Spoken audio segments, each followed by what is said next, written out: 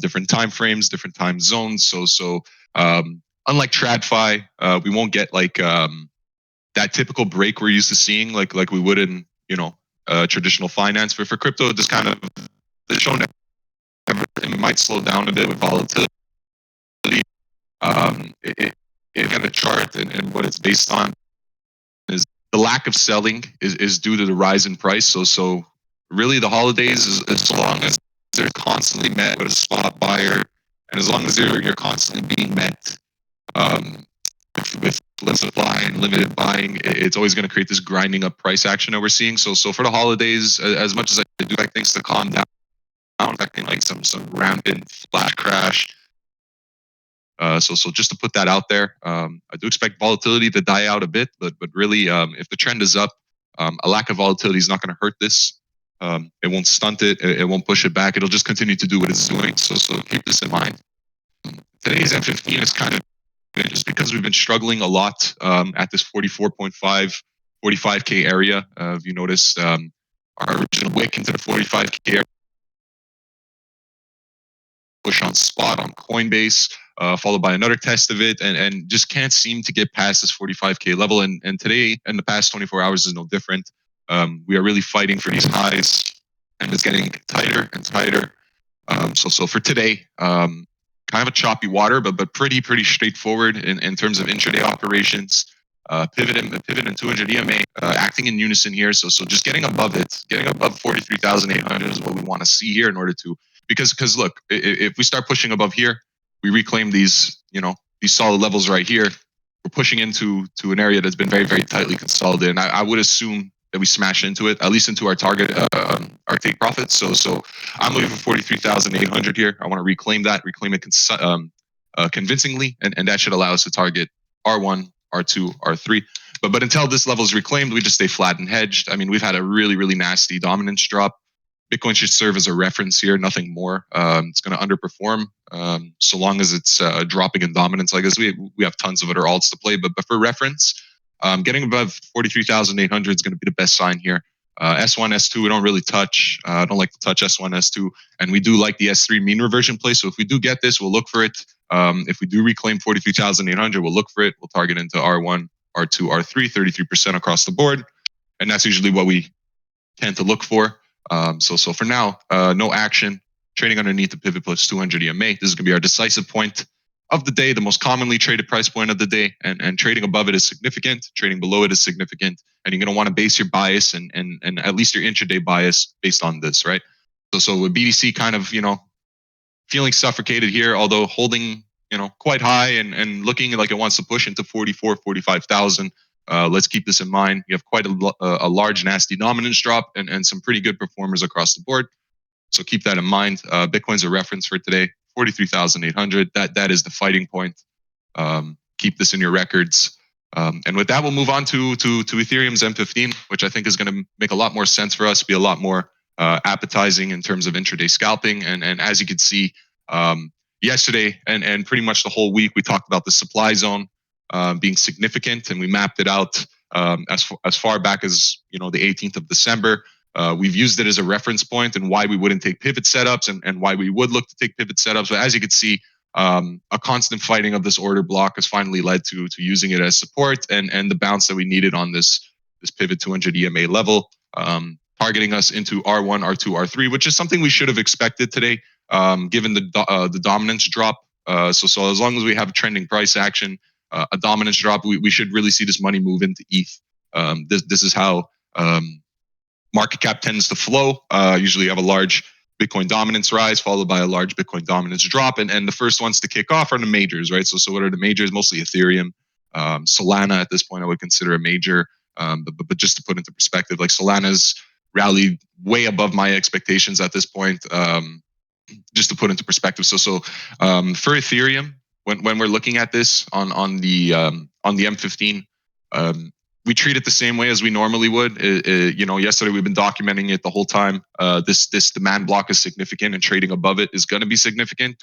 22.27, all the way down to 22.12 was our reason for assuming a continuation here. Now the dominance drop led to all our targets being taken out, which is a bit more fortunate than other cases, but Sometimes sometimes you just get a perfect trade world like that, and sometimes you don't. Excuse me. So it's one of those. But as you can see, the pivot 200 EMA being guarded and defended and protected quite cleanly and decisively, and that led to the expansive move into R1, R2, R3 that we're usually used to seeing, right? So um, with this being said, what are my expectations for the rest of the day? I still think ETH has some catching up to do, and really, I spoke about this yesterday with John on his stream. We have room to teleport realistically to the 2700, 2800 zone. To be quite honest with you, I'm kind of shocked at how long it's taking. But to be very realistic with you, what I am expecting is 2700, 2800. This would be the path of least resistance. It's we've sat above a really dense area, which is towards the 2200, 2000 $2,000 area.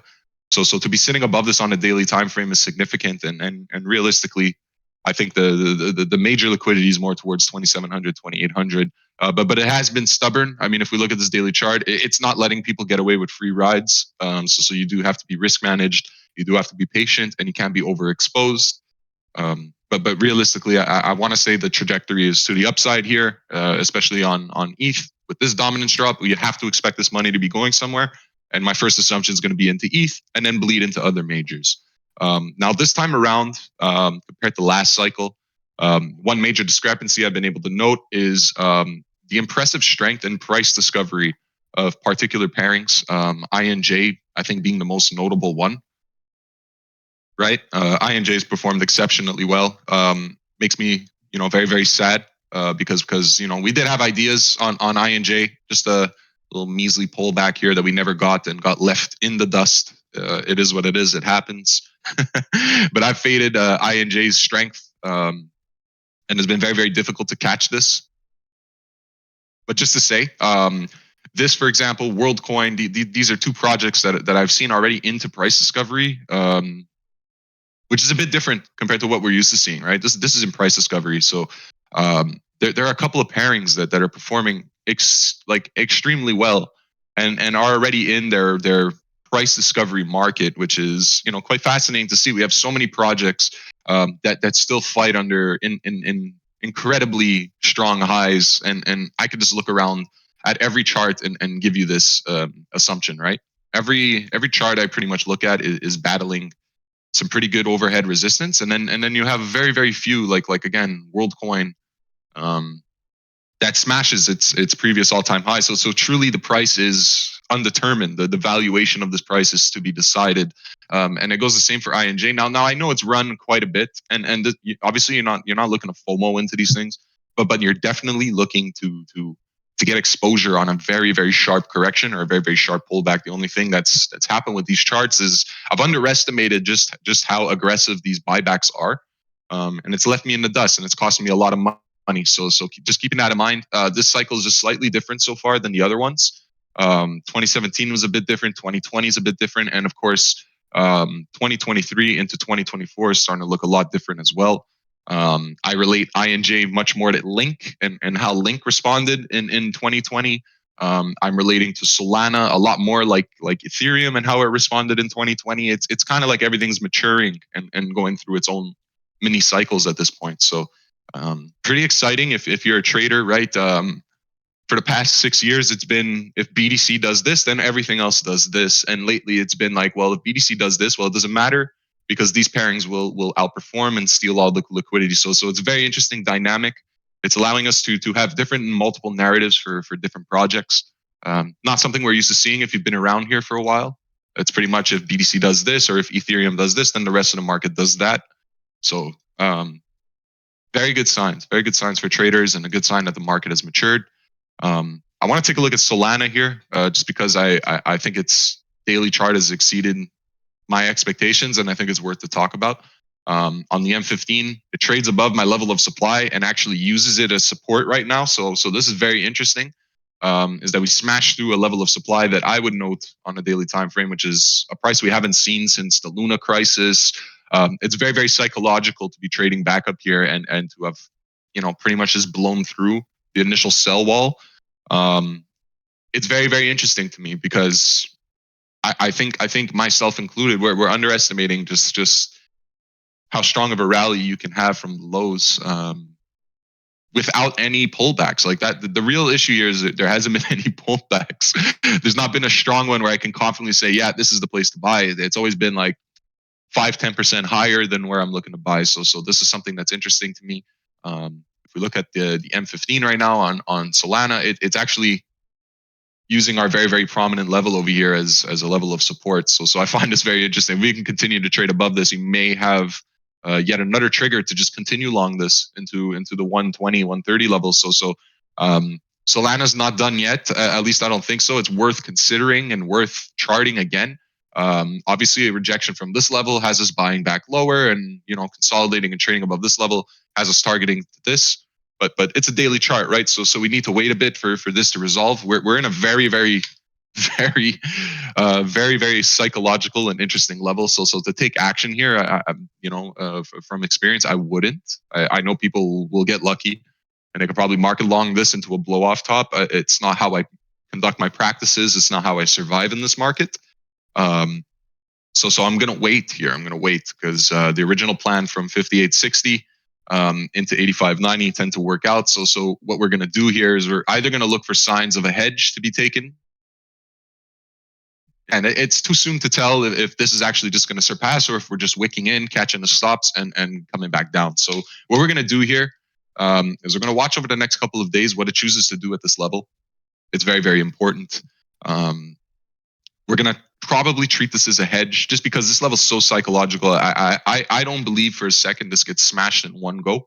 And if it does, it'll shuffle around a bit. So I think this is the place, if you're in from 58.60, if you're in from way lower, maybe hedge some profits here, take some precautions. It's rallied quite a bit, right? From the lows, I want to say this is at least a 600% move now.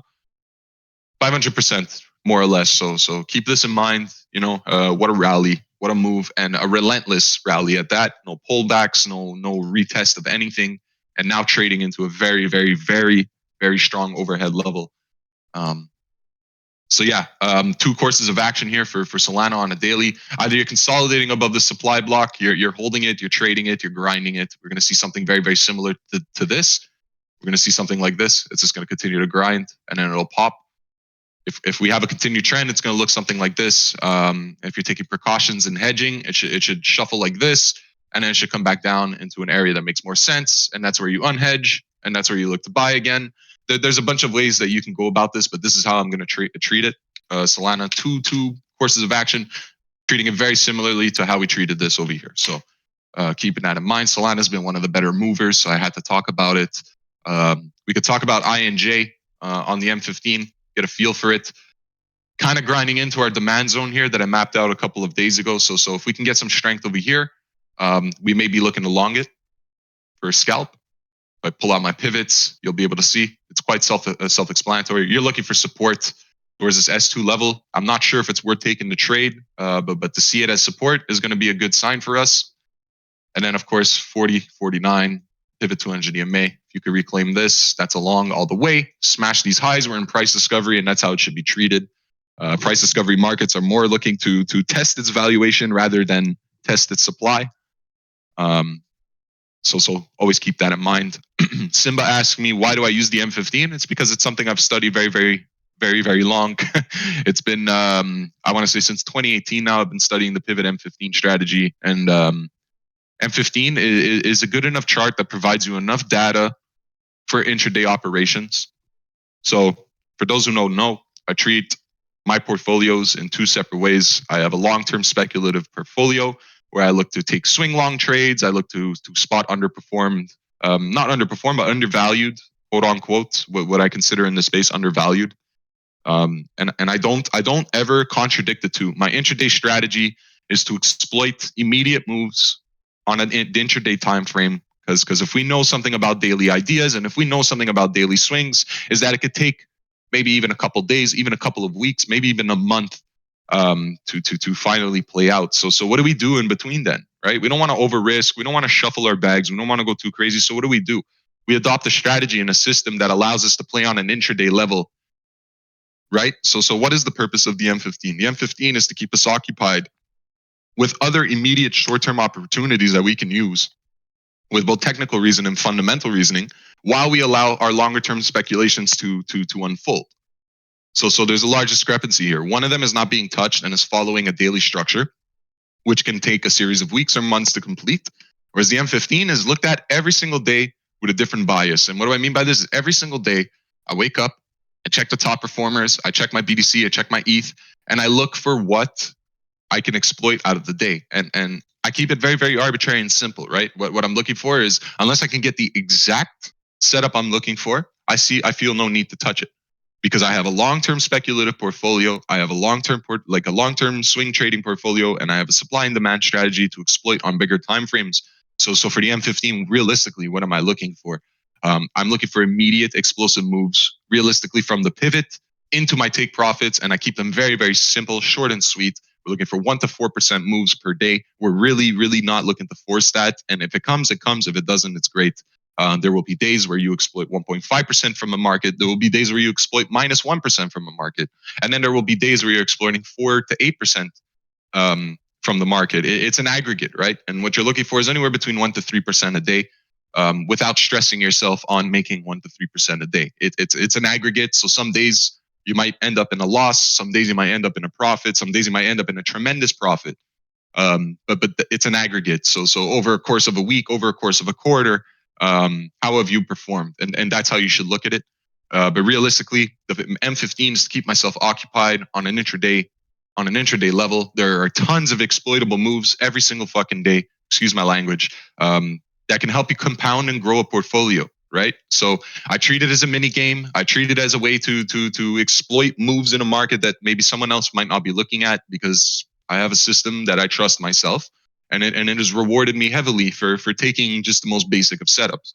For example, a pivot plus 200 EMA setup here with a 33% profit take at R1, 33% profit take at R2, and a 33% profit take at R3, allowing me to trail my stop, take profit as I go along, and never give money back to the market. It's very, very rare I'll give money back to the market using this strategy, just for the simple fact that when I'm taking the trade, it's because my indications are expecting an explosive move in the direction I'm taking it. So realistically, the risk is always small. It's a small little wick of invalidation, and immediately once price moves in the direction that I want it to, the stop is immediately moved to break even, and the risk is eliminated. So I use the M15 to exploit moves on liquid pairings that can be very, very obvious if you're following your rules, and I let my long-term portfolio do the rest.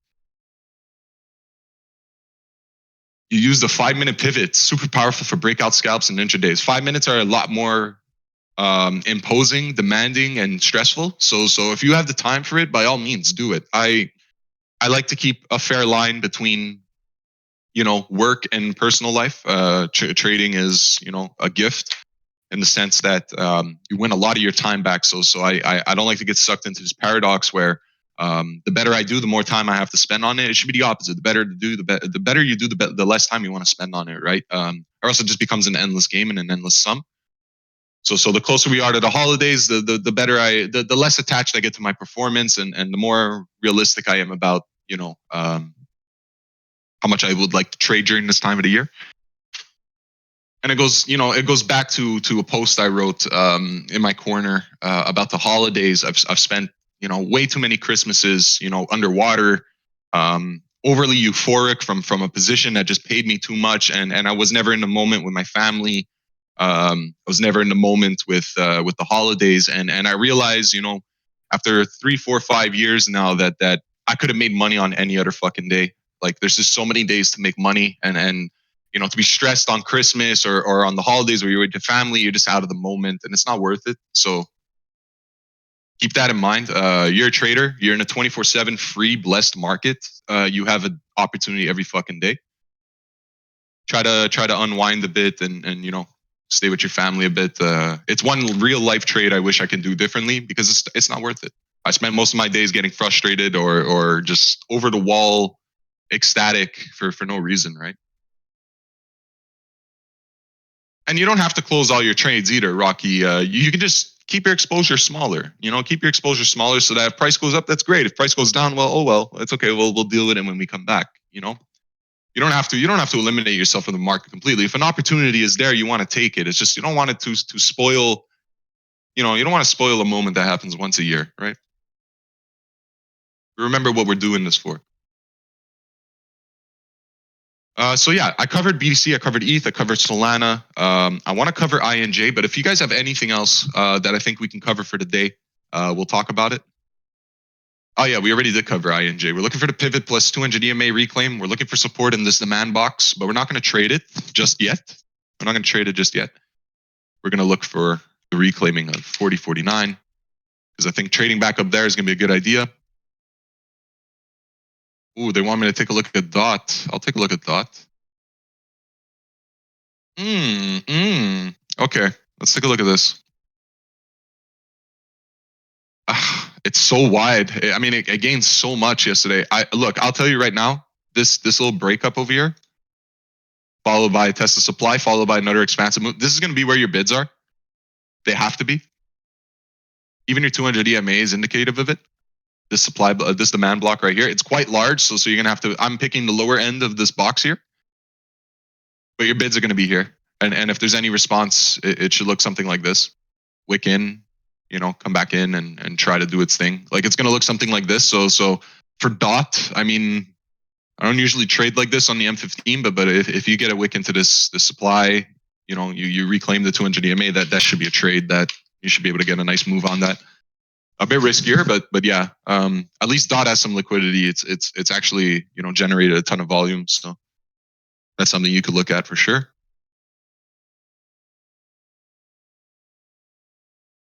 Just taking a look here.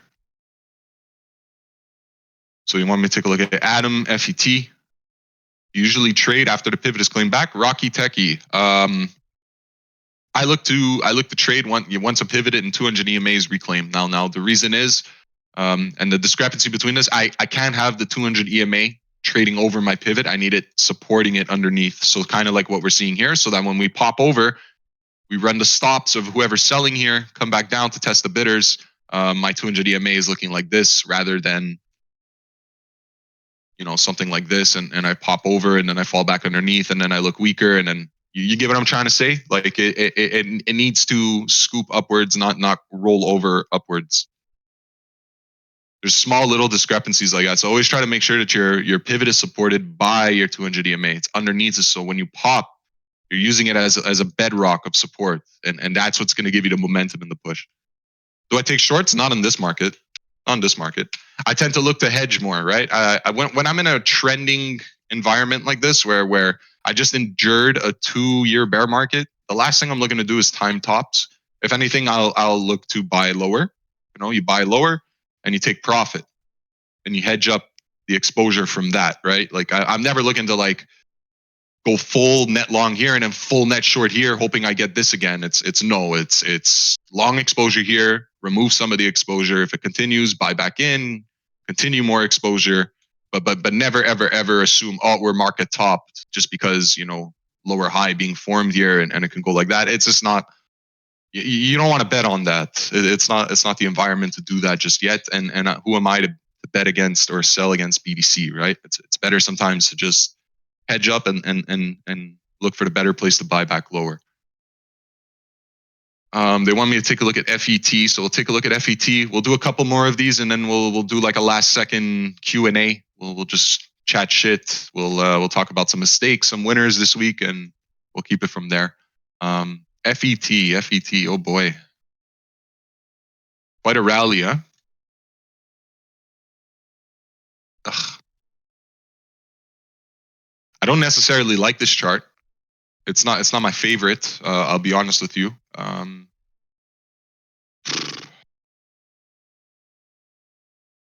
I guess the S3 level, because it is in line with this block of demand here. I mean, it's slightly lower. I mean, if you want to play the mean reversion, it's a risk, but play the mean reversion somewhere in here.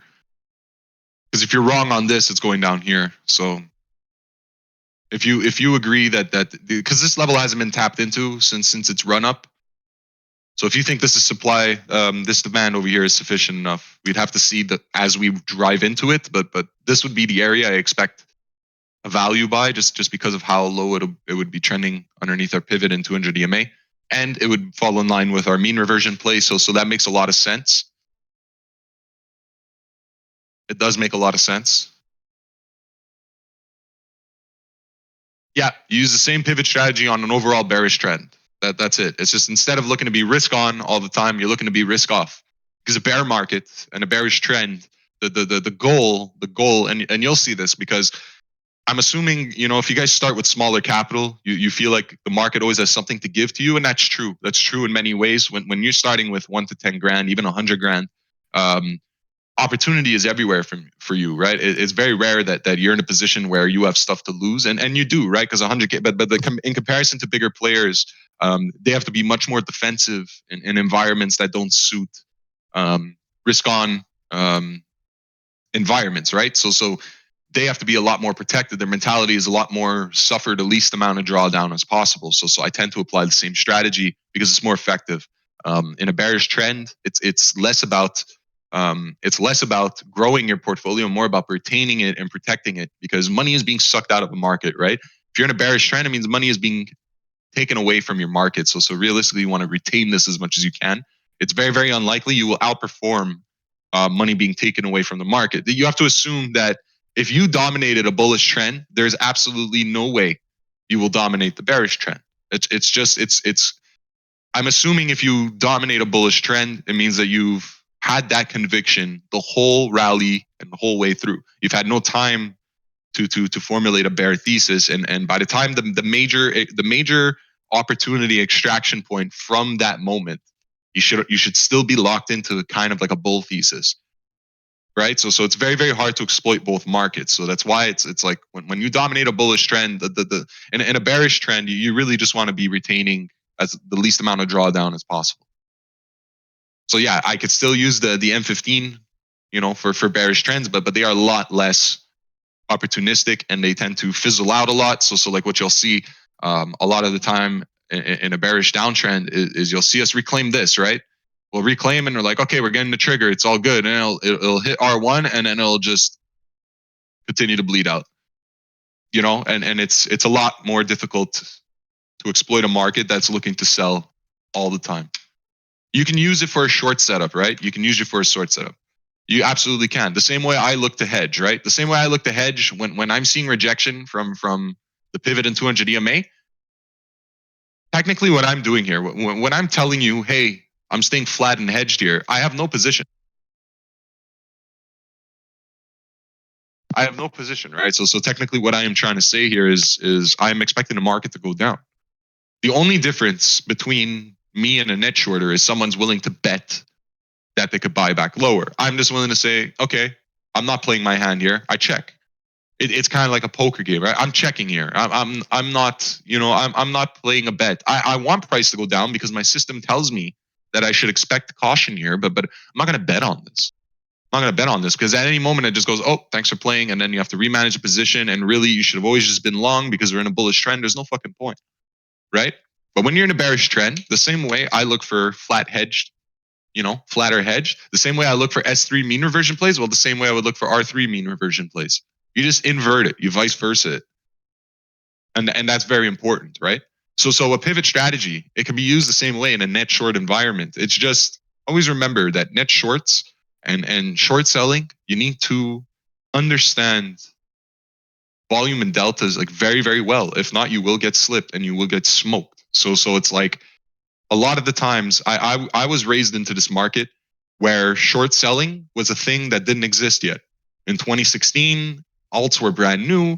Perp markets didn't really exist. It wasn't until 2018 where BitMEX started to create an ETH futures and a Bitcoin futures, and that was the only place you could short sell at the time. It just didn't exist. The only short selling that existed was people selling their spot that they bought 20x lower. So I always came into this market with an optimistic attitude, and I've always felt it's so much more lucrative to enter a market as young and immature as crypto and look for the positives rather than look for the catastrophes.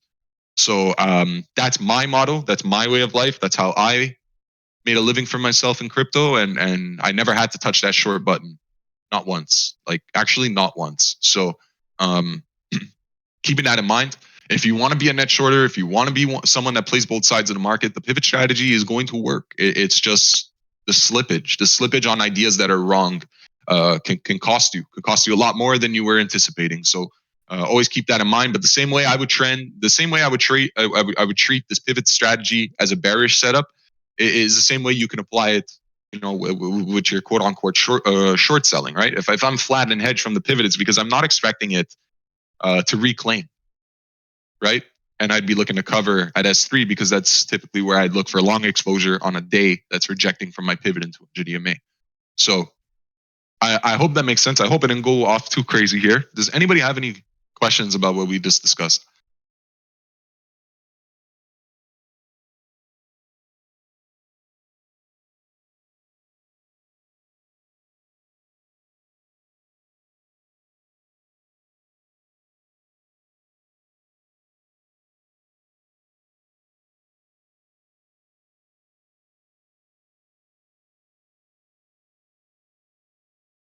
When short,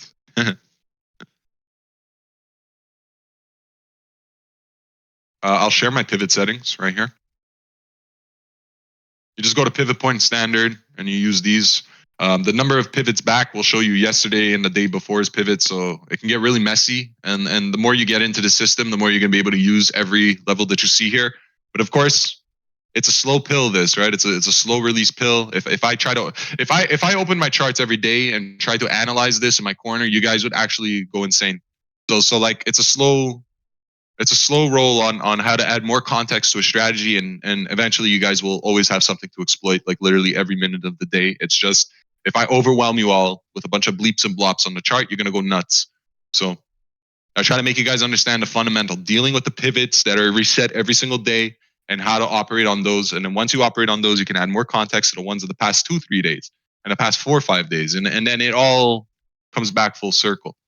So I try to ignore all this noise because I think it's just going to confuse you guys in the beginning. What's important is you guys understand the fundamentals behind the system, why it operates the way it does, what we look for, and then you can use other things to add to your bias. So there's that. What do I think about TIA? I charted it a few days ago. Well, let's take a look at it. Yeah, look, TIA got that move. The real level to respond from here, and I see it very, very clearly, although it's an M15, I'm not the biggest fan, but there's going to be an expansion here. It's coming from here. Yeah, there we go. That makes a lot of sense.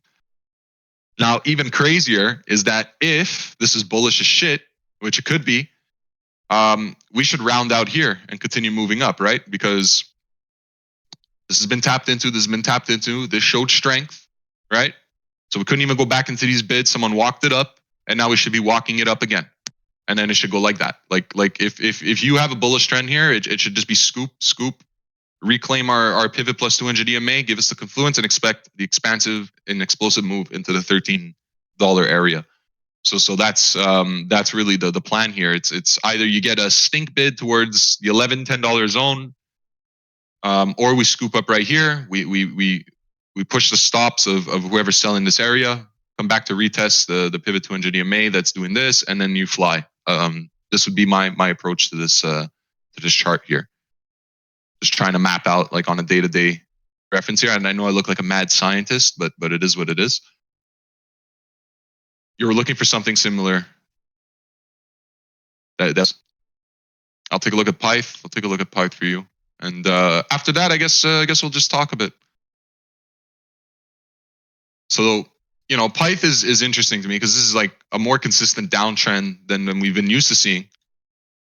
Right. So if we look at Pyth here.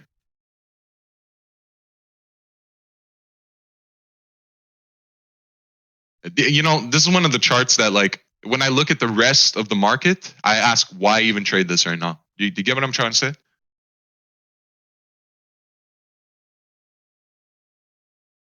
Like it's just so choppy and it's more of a downtrend than anything. Comparison to stuff like OP,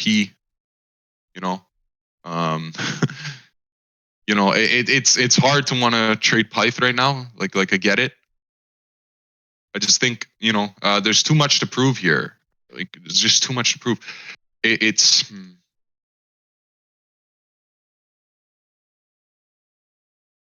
I'll tell you what. I'll tell you what. Maybe I'm being like a greedy little boss here, but like if you could wick into these levels here, like I'd be okay with that. I'd be okay with this. It's just it's hard to assume, like even if we do reclaim the 200 EMA here, like nothing in my M15 system tells me I could trade this. Like if it goes up here, like there's too much discrepancy here between the 200 EMA and pivot. That's too much risk for an immediate move. Like I can't risk all this movement to try and get R1, R2, R3 and also have my stop over here. It's just crazy. This is just banana bread. There's just too much price movement in between where I'd look to enter, which is somewhere like right here, mixed with where I expect price to trade in between, which is like a 4% drop. On top of that, with my stop loss, which is towards 8%. The risk just makes no sense. So I actually can't take this. So I'd focus on something else, or at the very least, wait for signs to recover.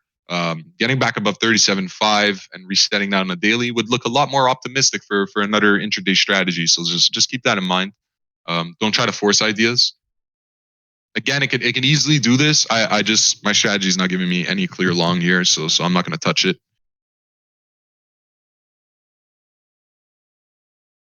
Yeah. Look, I think we covered enough charts today. I was able to cover a few, couple of good movers. The only one that's kind of giving me a scratch on the head is Pepe over here, just because the way it rallies is quite weird. And the level it rallies from is quite significant as well. I don't remember why I drew this horizontal line, but it's been quite a nice determination factor here. So yeah, I guess we'll take like these next 10 minutes to just shoot the shit, see if anybody has anything they want to share, any questions. Could be related to anything, pretty much anything to do with trading, stop losses, entries, take profits, setting ideas, how to see them through, anything along those lines. Now would be the time to talk about them, and we do this every week, right? So don't be shy. If anybody wants to come on to speak as well, I mean, we can do that very, very briefly. It's up to you. Where to learn the M15 pivot? Through me, my friend. It's a system I pretty much taught myself. I didn't actually learn it from anybody else. I just applied, back tested, and got myself a winning formula. And it changes and it'll always change, right? A market has an edge, and there's times where you're hot, and then there's times where you're not so hot, and that will require some deep diving into your analytics and what could be improved. I use a trade journal for this. I have something called EdgeWonk. It's an automatically simulated trade journal. So over a number of trades, it eventually starts to simulate my expected wins, my expected losses. It starts to simulate my missed trades and whether they would have worked out or went against my favor. It starts to simulate the trades that I wanted to take on impulse and whether it was working against me or with me. It's very, very useful. Your data is the most important thing that you have, because markets will play tricks on you. They will fog your memory. They will make you make stupid decisions, and the only way you can prevent that is through what you've written down, which your own two fingers, and it creates some discipline, right? A trade journal is super, super important, just because you must acknowledge your wins and your losses. They need to be written down on paper, and the data does not lie. So if you're performing really poorly, you're going to see that. If you're performing very well, you're going to see that. If your trades are, if you're hot, and it'll indicate when you're hot.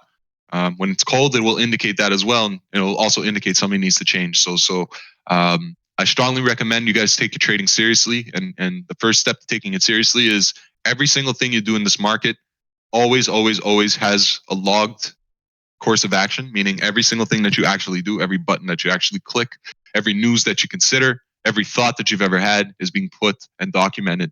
And for the next bear market, for the next bull cycle, as you guys could see now, right? Because I assume many of you guys here joined us from the lows, and as you could see now, talking about the next bull market, I'll speak to some people, right, that are up here. When they join the market up here, they go, "Wow, can't wait till the next bull market. It's going to be so much fun. It's so easy. It's going to be a no-brainer." How many of you guys choked? How many of you guys choked this whole fucking move here? Be honest with me. How many of you guys choked this? How easy was it in hindsight? Very easy, right? How easy was it in the moment? A year ago, when everybody was telling you miners capitulating, USDT, Celsius, contagion incoming, further contagion, Gary Gensler, how many people did not choke 16 to 20K? It's that simple. How would you know what a bottom feels like without any notes? How did we know? How did John know? How did I know? How did Eli know? We've been doing this for a long time, guys. We were able to tell you that this dead psychology or this dead thing where everybody's saying there will never be another cycle, there will always be miners capitulating, that is all reference from the past. And the only way we're able to see clearly and ignore all the noise is when we see the same signs of the past repeating at arguably the most valuable area on the chart. So keep that in mind. It's so easy to say how easy the top was and how easy the bottom was when you're looking at it from the outside looking in. But now that you guys are here, and I know people, I see them in this fucking chat right now that we're up here talking about when the next bull market comes, how good they're going to do. And we've been in a bullish trend for a year straight. It's very easy to forget how price has literally been moving up in pretty much a sideways straight line this whole year. Doesn't feel like it, does it? I see people, especially in this chat, where we've had 8 weeks. I am not kidding you. 8 weeks of straight up. And the first candle we got that went sideways, oh my God, this market. Oh my God, Bitcoin decides to start being stupid. Oh my God, this market. It's insane. It's insane to me. So if you can't see yourself constantly making comments like this or constantly looking at a market like this, you need to start taking down your notes. You need to start journaling your events. It's the only way you're going to be able to see clearly, because there's just too much noise. How crazy was crypto Twitter up here? How crazy was crypto Twitter down here? How crazy were the headlines in between? It's impossible to gauge. The only way you're going to gauge is if you have reference from the past. Oh, mass adoption. Oh, minor capitulation. Crypto's failing. Crypto's going to zero. It's the same shit every time. The only way you know that is through lessons of the past. So do not fade a journal. If you guys want to call yourself serious traders, I can't consider a single person serious if they can't show me a year of their backed up trades and logs and performances. So keep that in mind. If you guys want to be considered sophisticated traders, and if you want to grow into one at least, got to put in the work. Got to put in the work. Some of it is writing shit down. Unfortunately, it's not all Hollywood. I'm looking to trim positions before Christmas with a view to switching off the laptop for the holiday. Wondering if I should just sit in spot for the holidays, potentially sit in leverage coins, specifically something like ETH up, Binance, or ETH. When are we going to play chess? We'll play chess soon. We'll make it a 2024 thing. As far as trimming positions, I can't answer this question for you. I don't know what you tolerate and what makes you nervous and what makes you uncomfortable and uneasy. What I can say is to follow literally in this case, when it comes to sizing down, follow your gut. This is gonna be the most important one because it's all about feeling okay, right? It's about feeling okay, and chances are if we have a gut feeling, it's because we're either oversized, not confident in our position, or can't manage it. So to answer your question, I can't answer it. I would definitely just revisit your plans, revisit your expectations going into Q1, Q2, 2024, and ask yourself: do my positions today change from this moment on, or do they kind of just float and continue doing what they do? Because you have to expect that the next 2-3 days or the next week shouldn't impact the overall idea to a whole. So you want to make sure you're not over risk for something that could impact, and just stick to your original plan going into 2024.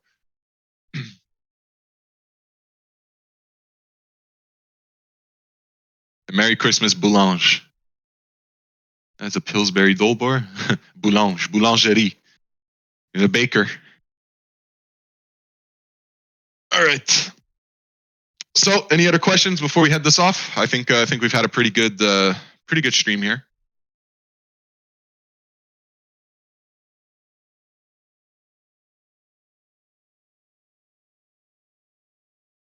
Yeah, I think we've had a pretty good stream here. We covered a lot. Of course, I'll answer more questions if you guys have them, but we'll look to start closing this off here. And I do want to thank you guys for coming in. I've been seeing a lot of names coming in every week. I hope you guys have been learning something. I hope it's been clearer. Yeah, we've been doing this. I've been streaming now for 3 years. 3 years since pretty much since I became a part of this group. Trading for what's damn, it's past, dude. 10 years ago was my 10 years ago. 10 days ago was my 8 year anniversary in crypto. So yeah, I think I'm the longest lifespan in this whole Discord. I think I have the longest experience here. Crazy, crazy times. It's been 8 years. December 12th, 2016. That's when it started. Or no, yeah, yeah, almost 8 years. Sorry,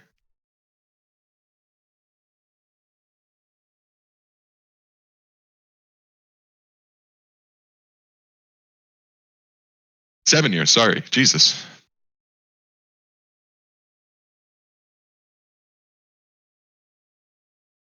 Yeah, pretty crazy.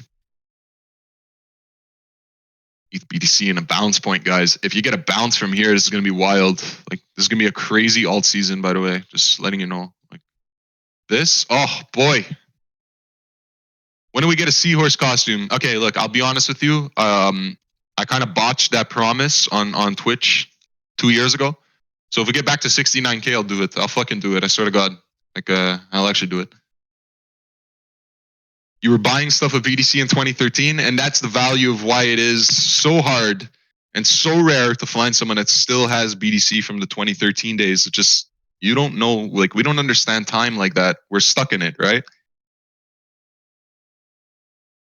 In 10 years, you've been given a chance to walk away with what you would consider life changing money every 2 years. So to hold it on past this point is a conviction much bigger than money at this point. It's almost like a religion to believe that hard. It's like you truly don't believe in the system and you truly do believe it's bound to fail. And the only reason why you continue to hold on is because of how hilariously rich you continue to get for being this ridiculous, right?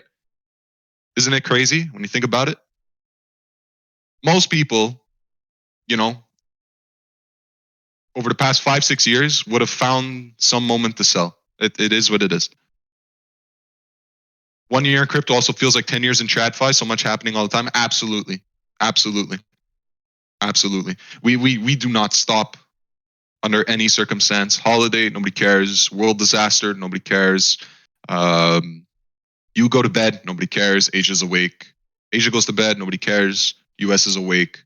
Um, London's awake between both. You know, like it just never stops. So the opportunity is always going to be there.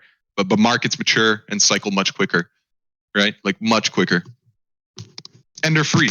That's another thing. They're free. So the opportunity is so much bigger than a traditional market. If you're onto something, you're onto something, and nobody's going to ask you questions about it later on, right?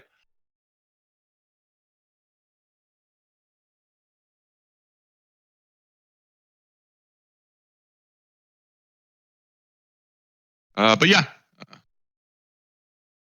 all right, guys. I think we're gonna end this off here. No extra questions coming in. So I want to thank you guys all so much for joining the last stream before Christmas. We're gonna be back next week. We'll be doing the same thing, and we'll be going more extensively into our strategies, into our setups. And we'll take it from there. Guys, have a happy holidays, and I'll see you guys in the chat. If you guys have questions, please tag me. Please ask me questions. I want to hear from you guys. I want to see what you guys are doing. If ever you guys just want to shoot the shit, talk charts, you let me know. And again, guys, thank you so much for joining. Happy holidays, Merry Christmas to those who celebrate, and we'll see each other in the Discord. Thank you so much.